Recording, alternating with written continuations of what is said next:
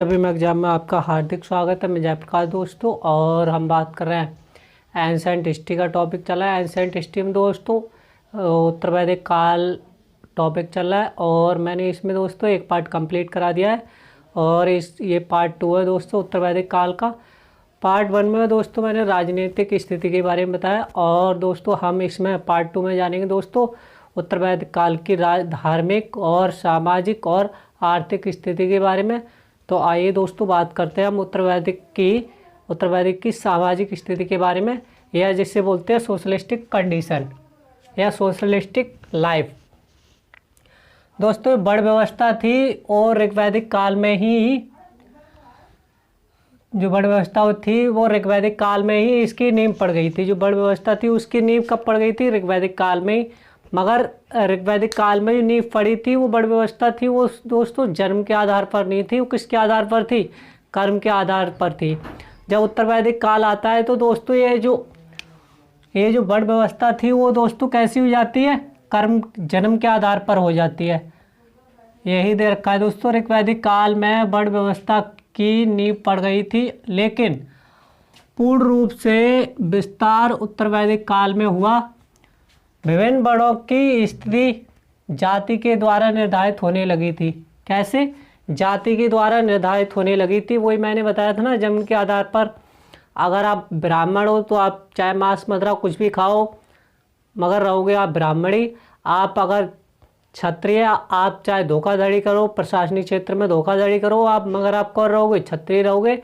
ऐसे ही दोस्तों जो शूद्र थे वो शूद्र वैश्य थे, वो व्यापार करते थे, ब्याज देते थे, सूदखोरी करते थे। वो क्या करते थे दोस्तों? व्यापार करते थे और चारागाह का ही काम करते थे, पशुपालन भी करते थे। तो दोस्तों चाहे वो धोखाधड़ी करे, चाहे पशुपालन करे, कुछ भी करे या ना करे, रहेंगे क्या रहेंगे? वैसे रहेंगे। और ऐसे ही दोस्तों शूद्र थे, उन्हें तो सेवा ही करनी थी, दूसरों की मार खाना था, कि उन्हें कुआं में से पानी नहीं भरने दिया जाता था, धार्मिक स्थानों पर बैठने की इजाज़त नहीं थी। बहुत सारे दोस्तों कर्मकांडों का उत्थान होता है।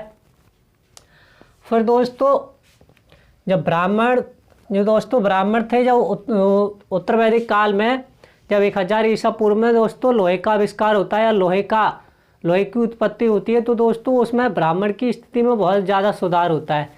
और जो कृषि संयंत्र का कृषि क्षेत्र का भी विकास होता है, और कृषि संयंत्र जैसे हल वगैरह बनाना, खुरपी बनाना, हंसिया बनाना, बहुत सारे संयंत्रों का विकास होता है।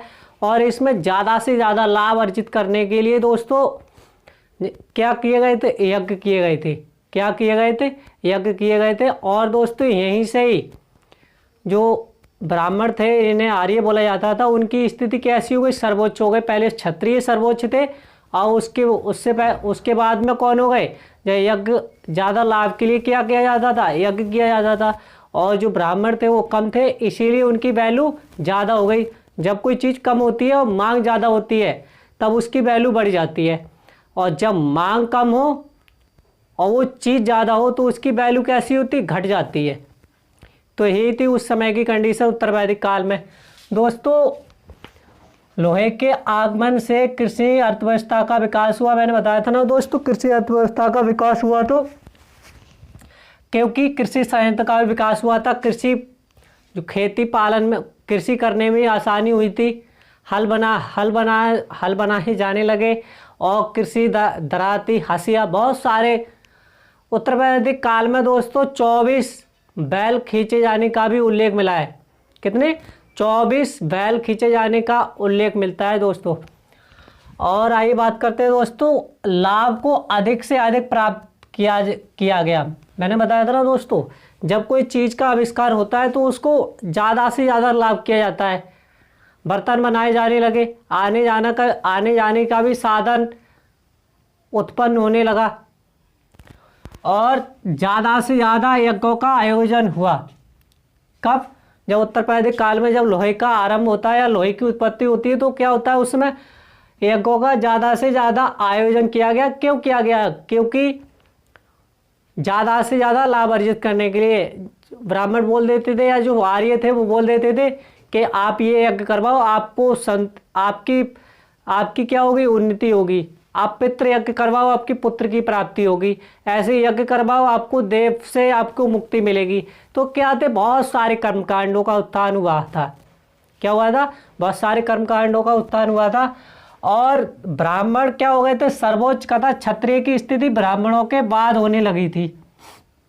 क्या थी, क्षत्रियों की स्थिति थी वो ब्राह्मणों के बाद होने लगी थी। मगर जब क्षत्रिय थे वो कैसे थे, सर्वोच्च थे, और उसके बाद ब्राह्मण आते थे। मगर जब वो उनकी जो मांग ज़्यादा बढ़ने लगी ब्राह्मणों की कि हमारे यहाँ करो, हमारे यहाँ करो, क्योंकि वो तो जाते थे तो 2-4 ढकोसले मार के आते थे ना, जो था ढकोसले ही मार के आते थे, वहाँ जाते थे कि आप ये और करवाओ, आप फल फूल हो गए, गृह यज्ञ करवाओ, आपको घर की शांति के लिए गृह यज्ञ करवाओ, विवाह के लिए यज्ञ होता था, बहुत सारे यज्ञ होते थे। और उसी के बारे में यही दोस्तों उत्तर वैदिक काल में यही हुआ है सबसे ज़्यादा। वैश्यों की प्रोन्नति हुई और स्थिति में सुधार आया, क्योंकि जो वैश्य थे दोस्तों वो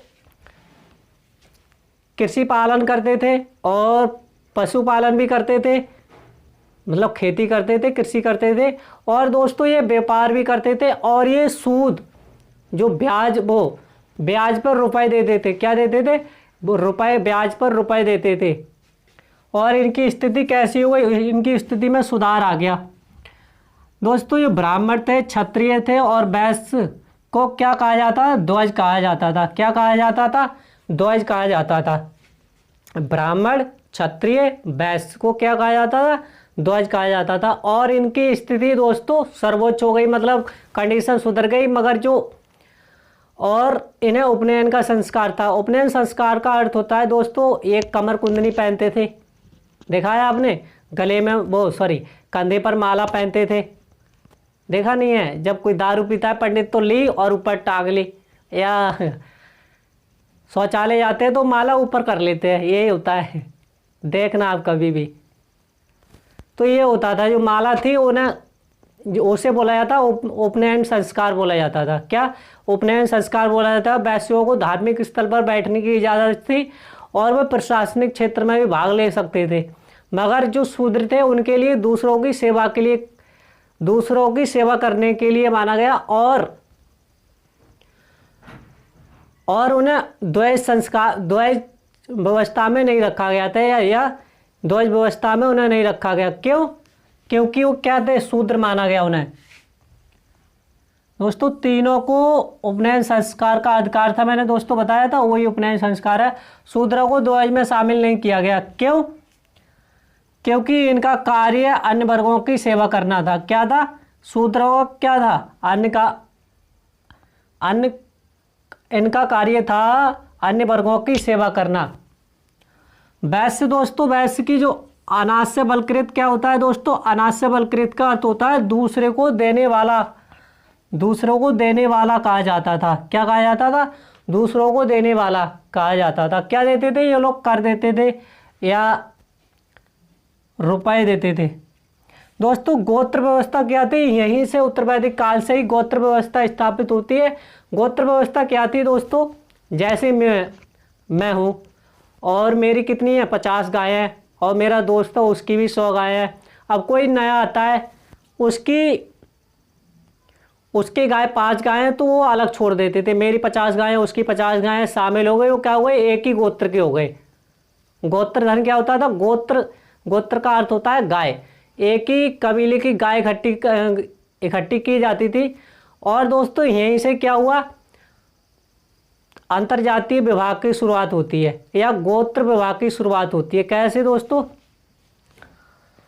जहाँ एक स्थान पर गोधन को एकत्र किया गया हो, मैंने बताया ना दोस्तों, ये जहाँ एक स्थान पर गोधन को एकत्र किया गया हो और एकत्र करने वाले लोग एक ही कुल के होते थे, या एक ही कुल के होते हैं।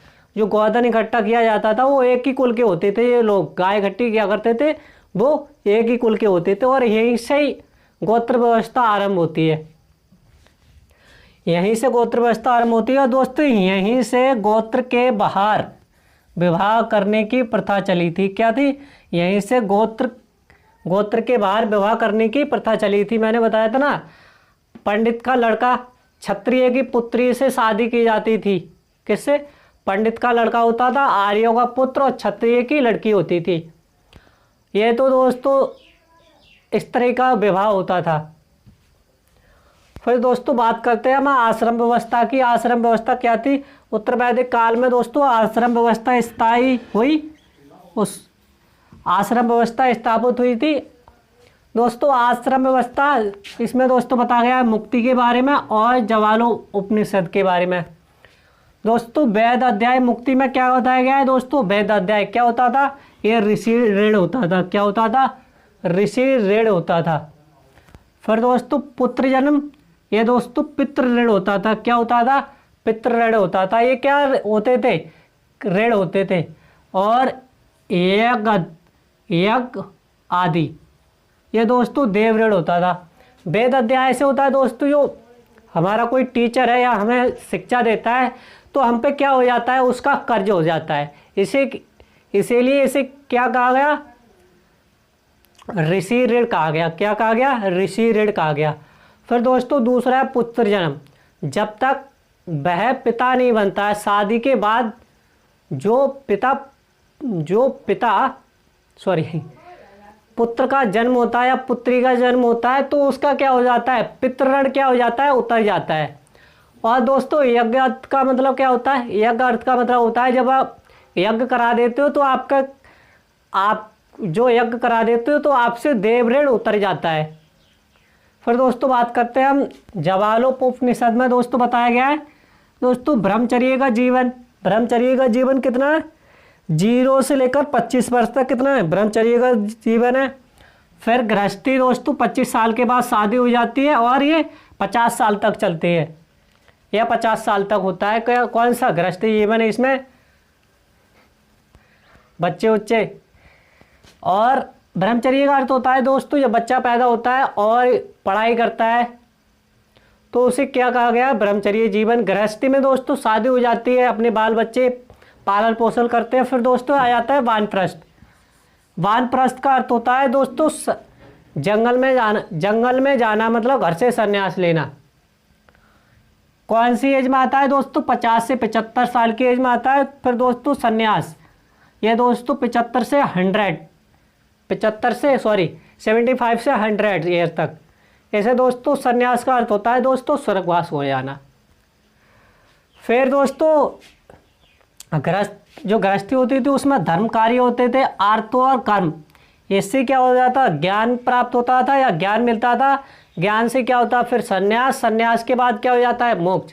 तो आदमी से यही 3 क्रिया होती हैं, पहले पढ़ो फिर ज्ञान प्राप्त होता है। फिर आगे तक क्या होता है? फिर जब ज्ञान प्राप्त हो जाता है फिर क्या हो जाता है? विवाह हो जाता है कि नौकरी मिल गई। नौकरी बाल बच्चे हो गए। बाल बच्चे के बाद क्या होता है? संन्यास ले लेते। संन्यास के बाद क्या हो गया? फिर तो स्वर्ग सुधार गए। यही है ज्वालोपनिषद में, और कोई ये बताएगा नहीं। तो उस समय की जो आर्थिक व्यवस्था थी कैसी थी दोस्तों? आर्थिक व्यवस्था थी, ये अर्थव्यवस्था थी वो कृषि सर्वाधिक प्रमुख व्यवस्था थी। मतलब जो उस समय की व्यवस्था थी वो कृषि आधारित व्यवस्था थी। कौन सी? कृषि आधारित व्यवस्था थी। और कृषि संबंधी कुछ 4 क्रियाएं थी जिसे दोस्तों कृषांत बोला जाता था। उस समय जो उत्तर वैदिक काल में शब्द यूज हुआ है कृषांत। कृषांत का अर्थ होता है दोस्तों जुताई। क्या होता है? जुताई करना। तपंत का मतलब अर्थ होता है दोस्तों बुवाई करना। तपंत का अर्थ होता है बुवाई करना। और लुनंत का मतलब होता है कटाई करना। और मृणंत का मतलब होता है मड़ाई करना, मतलब खेल जोतना और फसल काटना, फसल बुवाई करना। ये दोस्तों उस समय की चार क्रियाएं थी। और दोस्तों कंठक संहिता में दोस्तों 24 बैलों द्वारा खींचे जाने वाले हल का उल्लेख मिलता है। किसमें? कंठक संहिता में 24 बैलों के द्वारा खींचे जाने वाले हल का उल्लेख मिलता है। कितने? 24 बैलों का। अब तो 2 बैलों का था, अब तो 1 बैल से भी हल खींचते हैं। फिर दोस्तों अथर्ववेद में दोस्तों ऋग्वेद है। उत्तर वैदिक काल में कौन कौन सी ग्रंथ की रचना हुई है? सामवेद है, अथर्ववेद है और ऋग्वेद। तो दोस्तों उत्तर वैदिक काल में नहीं हुई ऋग्वेद की। तो दोस्तों जो अथर्ववेद है, यजुर्वेद है, अथर्ववेद है, सामवेद है। दोस्तों अथर्ववेद में खाद्य का उल्लेख हुआ है। किसका? अथर्ववेद में किसका उल्लेख हुआ है? खाद्य का उल्लेख हुआ है या खाद्य शब्द का उल्लेख हुआ है। और भूमि पर व्यक्तिगत स्वामित्व का विकास हुआ था। अब क्या हुआ? मेरा मेरा होने लगा। किसका? मेरा मेरा होने लगा। व्यक्तिगत स्वामित्व का विकास होने लगा कि आपकी इतनी जगह है, मेरी इतनी जगह है। पहले ये व्यवस्था नहीं थी, पहले वहाँ इधर से उधर आते जाते रहते थे। मगर जब खेती स्थायी होने लगी और फिर किसका विकास हुआ? व्यक्तिगत स्वामित्व का विकास हो गया। किसका? व्यक्तिगत स्वामित्व का विकास हो गया। फिर दोस्तों पशुपालन, ये दोस्तों हाथी पालन था। क्या था उस समय उत्तर वैदिक काल में? दोस्तों क्या था? हाथी पालन था। और उद्योग थे, लोहे के उपकरणों का निर्माण करना। मैंने बताया था लोहे के उपकरणों का निर्माण करना, हल बनाना, हंसिया बनाना, खुरपी बनाना, कुल्हाड़ी बनाना। ये किसके बनते थे? लोहे के। आज के दौर में भी है ना, लोहे की दराती है, खुरपी भी है, हथौड़ी है, छेनी है, बहुत सारी चीज़ें किसकी है? लोहे की है। और दोस्तों प्रमुख व्यवसाय था उस समय था कुंभकारी। क्या था? कुंभकारी। कुंभकारी का अर्थ होता है कुंभकारी का अर्थ है रंगाई वगैरह। किससे? रंगाई वगैरह से। फिर बात करते हैं व्यापार के बारे में। दोस्तों व्यापार जो उस समय होता था वो वस्तु विनिमय प्रणाली थी। कौन सी प्रणाली थी? वस्तु विनिमय प्रणाली थी। और विदेशी व्यापार का प्रमाण मिलता है। किसका? विदेशी प्रमाण का उल्लेख मिलता है या प्रमाण मिलता है किसमें? उत्तर वैदिक काल में। मगर ऋग्वैदिक काल में विदेशी व्यापार का कोई उल्लेख नहीं मिलता है। फिर समुद्र की विस्तृत चर्चा की गई है। किसमें? ऋग्वैदिक काल में समुद्र की विस्तृत चर्चा की गई है। मगर ऋग्वैदिक काल में समुद्र की कोई चर्चा नहीं की गई है। अब बात करते हैं शतपथ ब्राह्मण की। किसकी? शतपथ ब्राह्मण ग्रंथ में साहूकारी प्रथा, जिसे दोस्तों कुशीत कहा जाता था। और कुशीत का क्या होता था? सूदखोरी करना। जो वैश्य थे वो धन उधार देते थे और उससे सूद लेते थे, सूद। इसीलिए उन्हें क्या कहा गया? सूदखोरी कहा गया। क्या कहा गया? सूदखोरी। और उस समय के जो आभूषण थे वो क्या थे? सोना था, जिसे उस समय निटक बोलते थे। चांदी था, जिसे सतमान बोलते थे। क्या बोलते थे? सतमान बोलते थे। और इस काल में, उत्तर वैदिक काल में, हर को क्या बोलते थे? सिर बोलते थे। हल को उस समय क्या बोलते थे? सिर बोलते थे। और जो हल रेखा थी, क्या थी? हल रेखा थी, उसे क्या बोला जाता था? सीता को बोला जाता था। क्या बोला जाता था? सीता कहा जाता था या सीता बोला जाता था। और मुद्रा थी उस समय जो क्या थी? निष्क और शतमान थी। क्या थी? निष्क और शतमान थी। शतमान थे दोस्तों चांदी की, और निष्क का अर्थ होता है सोने की। फिर बात करते हैं धार्मिक जीवन के बारे में। धार्मिक जीवन के बारे में दोस्त पहले बात करते हैं हम ऋग्वैदिक देवताओं के बारे में। फिर बात करेंगे हम उत्तर वैदिक देवताओं के बारे में। कोई चेंज नहीं है, 2-3 चेंज हैं, ज़्यादा चेंज नहीं है। इसीलिए हम पहले बात करेंगे ऋग्वैदिक देवताओं के बारे में। देवताओं की उपासना का तरीका क्या होता था? स्तुति, यज्ञ, बलि पर आधारित होता था। किस पर आधारित होता था? स्तुति, यज्ञ और बलि पर आधारित होता था। स्तुति का अर्थ होता है जो मंत्र होते थे उनको गाकर, और फिर यज्ञ किया जाता था, फिर बलि दी जाती थी। कितने प्रकार के? 1, 2, 3 ये उपासना के तरीका थे। कुछ तो वो लोग स्तुति, भजन वो मंत्र गाकर भगवान की प्रार्थना करते थे। कुछ लोग यज्ञ कर भगवान की प्रार्थना करते थे। और कुछ लोग ऐसे थे जो पाखंड थे, वो बलि देकर, जानवरों की बलि देकर प्रार्थना की जाती थी। किसकी? जानवरों की बलि दे जाकर प्रार्थना की जाती थी। ऋग्वैदिक काल में 38 देवताओं का उल्लेख है। कितने? ऋग्वैदिक काल में कितने देवताओं का उल्लेख मिला है? 38 देवताओं का उल्लेख मिला है। और इन्हें 3 श्रेणियों में रखा गया है। किसमें? 3 श्रेणियों में रखा गया है। आकाश के देवता, धौस, वरुण, मित्र, सूर्य का निर्माता भूषण और सविता, उषा, अश्विन आदि क्या थे? ये आकाश के देवता थे। कौन से? आकाश के देवता थे। फिर वायु देवता की बात करते हैं। अगेन सोम, पृथ्वी, बृहस्पति, सरस्वती आदि किसके देवता थे? वायु के देवता थे। किसके देवता थे? वायु के देवता थे। और इन जितने 38 देवता हैं उन सब के बारे में जानेंगे हम कि धौस देवता कौन थे, वरुण, मित्र थे। ये प्रत्येक के बारे में अलग अलग जानेंगे अगले पार्ट में, इसी पार्ट में, अगले पार्ट में नहीं, इसी पार्ट में। फिर बात करते हैं हम अंतरिक्ष देवताओं की। किसकी? अंतरिक्ष देवताओं की। अंतरिक्ष देवता में कौन थे? इंद्र थे।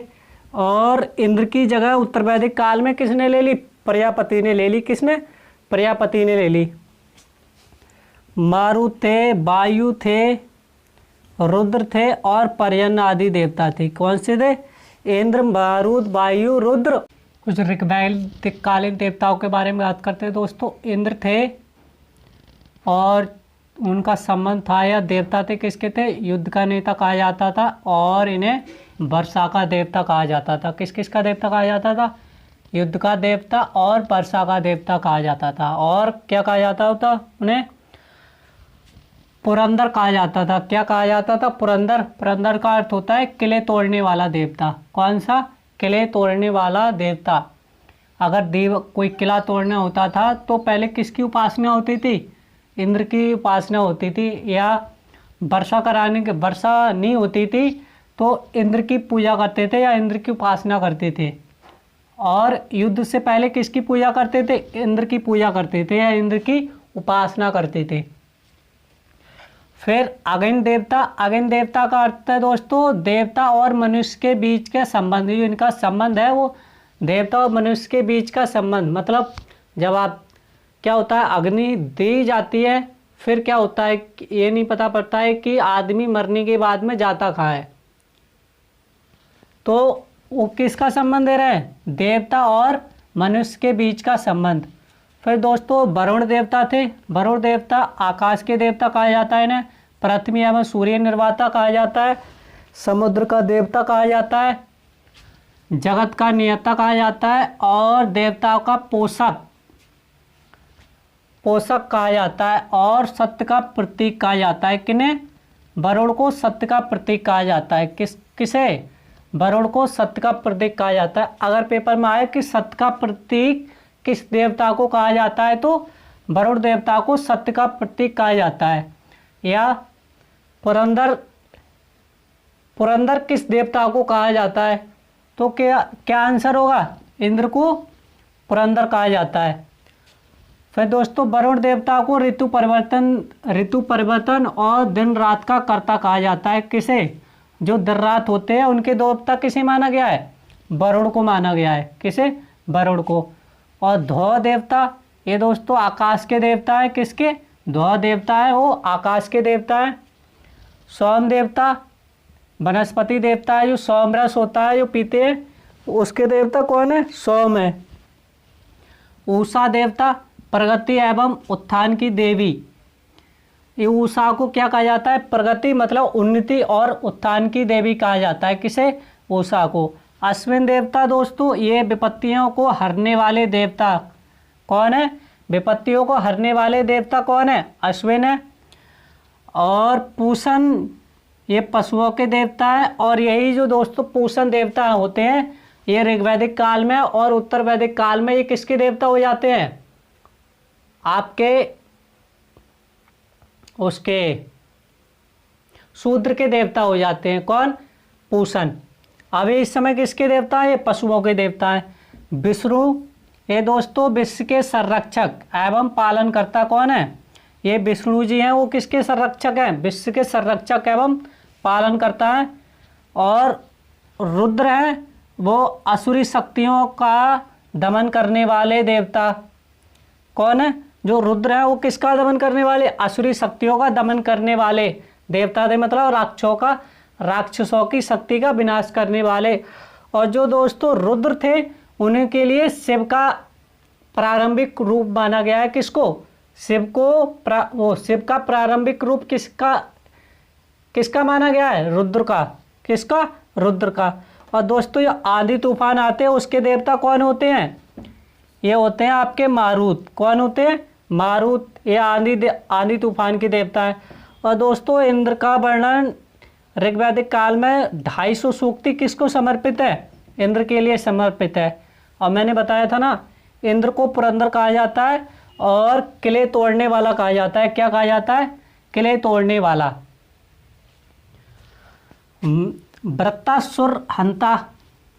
वृत्तासुर हंता का अर्थ है दोस्तों राक्षस का वध करने वाला देवता। और पुरभिद देवता थे ये दोस्तों, बादलों को भेदने वाले देवता थे। कौन थे? पुरभिद देवता कौन थे? बादलों को भेदने वाले देवता थे। और रुद्र थे, ये शिव का प्रारंभिक रूप माना गया है। क्या माना गया है? शिव का प्रारंभिक रूप किसे माना गया है? रुद्र को माना गया है। और सबसे प्राचीन देवता एवं पितातुल्य देवता कौन से? ये वृषभ थे। वृषभ कौन थे? वृषभ थे। आदिकालीन देवताओं के बारे में तो दोस्तों ये इंद्र थे। इंद्र की जगह किसने ले ली? प्रजापति ने। किसने ले ली? प्रजापति ने। और प्रजापति को क्या कहा जाता? सर्जन देवता कहा जाता। सर्जन के देवता कहा जाता था इनके लिए। फिर विष्णु को क्या कहा जाता है? पालनकर्ता एवं रक्षक देवता। क्या? पालनहार। क्या कहा जाता था? पालनहार। रुद्र को दोस्तों उत्तर वैदिक काल में पशुओं का देवता कहा गया है। और पूषण को ये शूद्रों का देवता कहा गया है। जबकि ऋग्वैदिक काल में पूषण को किसका देवता कहा गया है? पशुओं का देवता कहा है। और इस काल में यज्ञों का महत्व सबसे ज़्यादा बढ़ गया। क्या हुआ? यज्ञों का महत्व सबसे ज़्यादा बढ़ गया।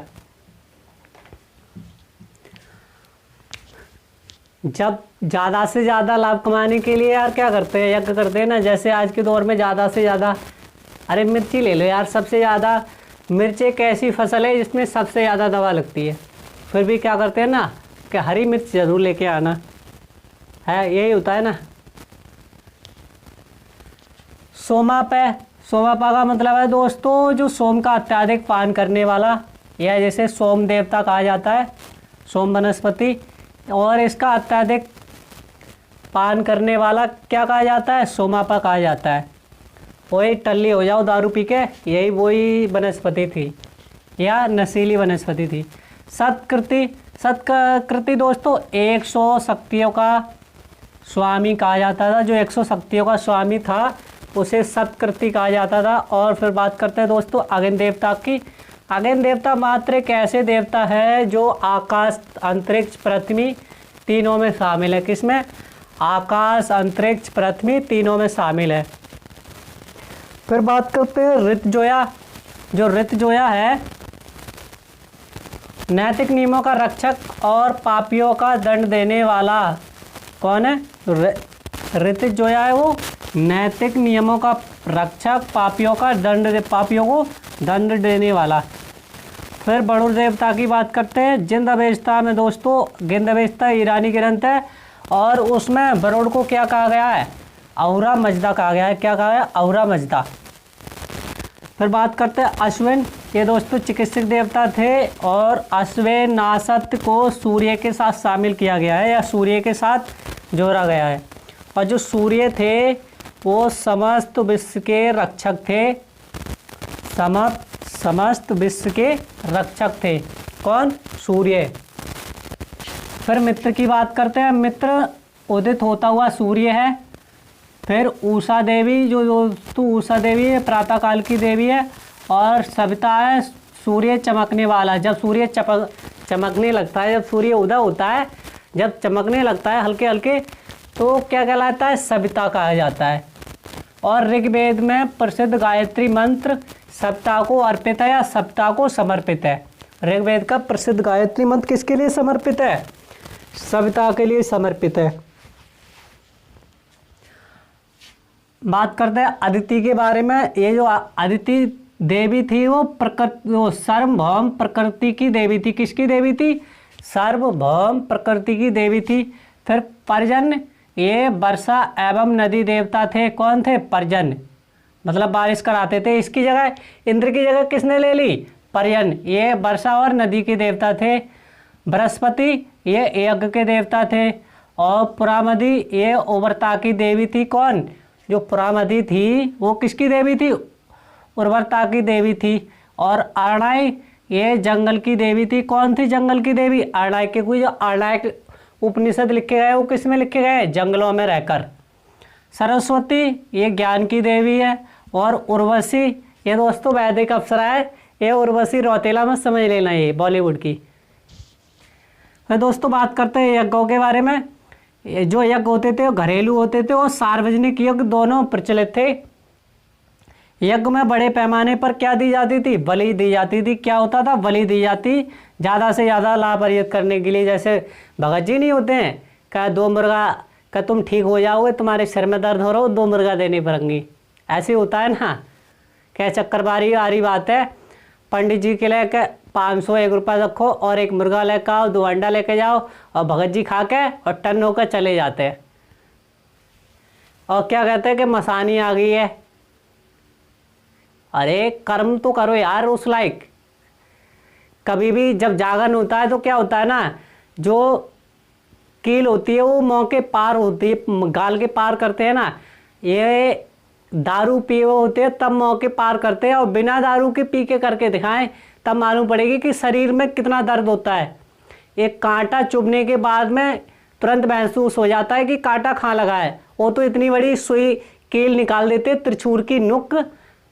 जब वो सुबह उठते हैं ना तब उनको मालूम पड़ता है कितना दर्द हो रहा है। वो तो रुपए मिलते हैं कि 2000 3000, इसलिए सह जाते हैं वो दवा खा के, नहीं तो उनको भी मालूम पड़ जाएगा कि क्या होता है।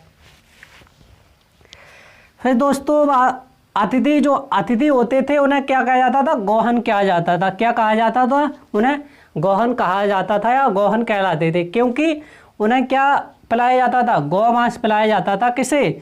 जो अतिथि आते थे हवन में, जो यज्ञ में अतिथि बैठते थे उन्हें गौमांस पिलाया जाता था।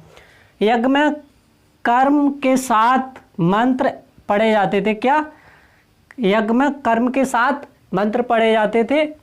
और यज्ञ करने वाला जो यजमान थे वो क्या कहलाते थे? यजमान कहलाते थे। जो यज्ञ करने वाले थे वो क्या कहलाते थे? यजमान कहलाते थे। और जो यज्ञ या हवन करते थे वो कौन करते थे? पुरोहित, आर्य, ब्राह्मण, यही तो थे ना। और जो संस्कृत भाषा सीख गया था वो, इसीलिए तो कहते हैं पंडित जी घर पे हैं। तो दोस्तों ये तो थी उत्तर वैदिक काल की सामाजिक, आर्थिक, धार्मिक और राजनीतिक स्थिति। ये पार्ट कंप्लीट करा दिया दोस्तों। तो और जो अगला पार्ट आएगा दोस्तों वो वेद के बारे में आएगा और वेदांगों के बारे में हम जानेंगे दोस्तों कि वेद को पढ़ने के लिए वेदांगों की क्यों जरूरत पड़ी। वेद को पढ़ने के लिए वेदांगों की क्यों जरूरत पड़ी, क्यों जरूरी है वेदांग। तो दोस्तों वीडियो कैसी लगी? वीडियो पसंद आती है तो लाइक करें, चैनल को सब्सक्राइब करें और वीडियो को ज़्यादा से ज़्यादा शेयर करें और बेल आइकन को प्रेस करना ना भूलें। जय भीम, जय भारत।